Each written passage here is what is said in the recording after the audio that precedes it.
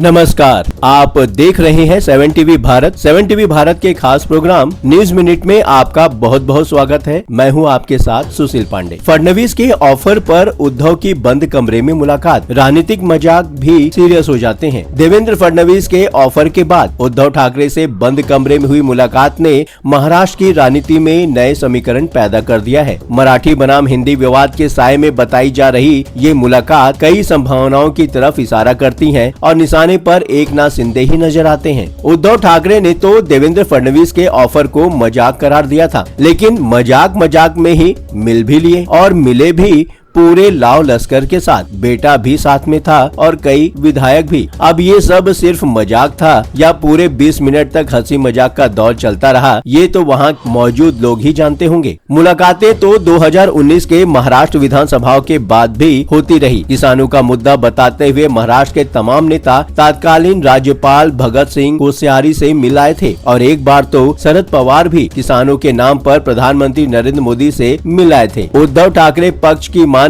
तो देवेंद्र फडणवीस के साथ भी मुलाकात उसी मुद्दे पर हुई है, जिस मुद्दे पर महाराष्ट्र नवनिर्माण सेना नेता राज ठाकरे मातोश्री के थोड़े करीब आए हैं। ये मुद्दा है हिंदी थोपे जाने और मराठी भाषा का। शिवसेना यूबीटी की तरफ से बताया गया है कि मुलाकात का मकसद महाराष्ट्र में तीसरी भाषा के विचार और हिंदी थोपे जाने के विरोध से जुड़ा था। ये सिर्फ खबर नहीं है, एक पूरी तस्वीर है। हर पहलू को समझिए, वीडियो को अंत तक जरूर देखिए। वीडियो में आगे बढ़ने से पहले चैनल को सब्सक्राइब करें, वीडियो को हाइप देकर 7 टीवी भारत को सपोर्ट करें। कमेंट सेक्शन में जरूर बताएं कि आप इस वीडियो को कहां से, किस शहर से देख रहे हैं। एक बार तो ऐसे ही अजित पवार ने कुछ घंटे के लिए देवेंद्र फडणवीस के साथ गठबंधन की सरकार भी बना ली थी। बीजेपी के सहयोग के बदले उनको उनकी पसंदीदा डिप्टी की कुर्सी भी मिल गई थी। और वैसे ही जिन बातों को उद्धव ठाकरे मजाक मानकर चल रहे थे, उसकी गंभीरता तब सामने आई जब अचानक मालूम हुआ कि एकनाथ शिंदे बागी विधायकों के साथ मुंबई छोड़ दिए हैं। शरद पवार ने एक बार कहा भी था उद्धव ठाकरे को उन्होंने पहले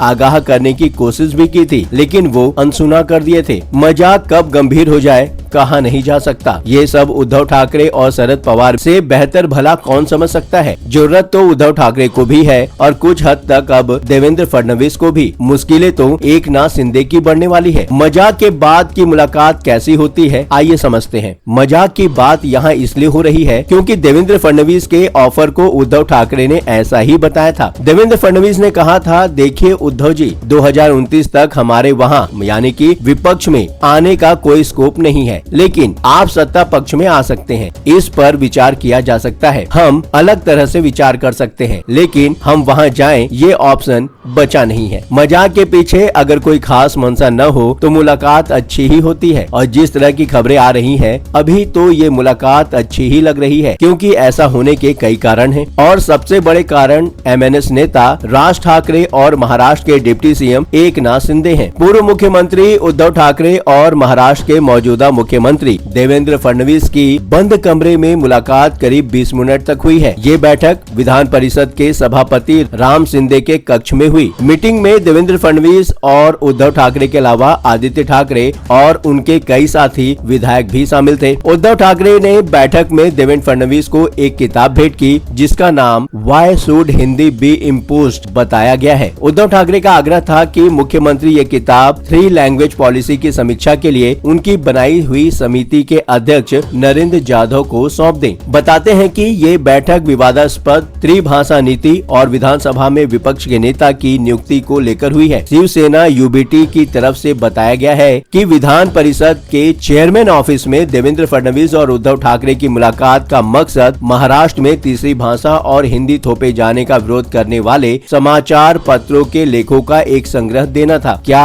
एकनाथ शिंदे की मुश्किलें अब बढ़ने वाली हैं? महाराष्ट्र हाल फिलहाल वहाँ जो भी हो रहा है, ये सारी गतिविधियाँ एकनाथ शिंदे के खिलाफ जा रही हैं। एकनाथ शिंदे तकनीकी रूप से असली शिवसेना के नेता हैं, जिसकी राजनीति में एंट्री ही मराठी मानुस के मुद्दे के साथ हुई थी और मराठी बनाम हिंदी के मौजूदा विवाद में वो पूरी तरह मौन नजर आ रहे हैं और ये मौन एकनाथ शिंदे की राजनीति के लिए बहुत खतरनाक है। असल में एकनाथ शिंदे के जरिए बीजेपी को जो हासिल होना था वो हो चुका है। महाराष्ट्र विधानसभा चुनाव के बाद एकनाथ शिंदे की जरूरत बीजेपी के लिए खत्म हो चुकी है। अब वो सिर्फ ढो रही है, वो भी बेमन से। एकनाथ शिंदे की छटपटाहट बीजेपी भी समझ रही है। दिल्ली में बीजेपी नेता अमित शाह के साथ एकनाथ शिंदे की हाल की मुलाकात भी उसी का हिस्सा है और पहली बार उद्धव ठाकरे को देवेंद्र फडणवीस की तरफ से दिए गए ऑफर का मकसद भी छुटकारा पाना ही लगता है। देवेंद्र फडणवीस बीएमसी सहित महाराष्ट्र के स्थानीय निकाय चुनाव से पहले एकनाथ शिंदे को उनकी हद में रखने का ठोस उपाय खोज रहे हैं। अब